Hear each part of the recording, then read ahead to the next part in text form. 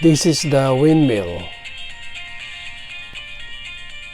Installed switch and motor 3 to 12 volts DC.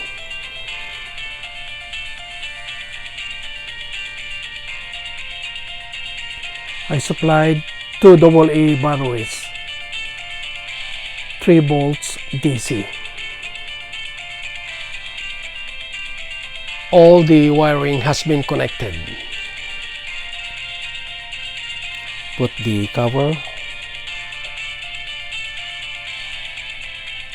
switch on.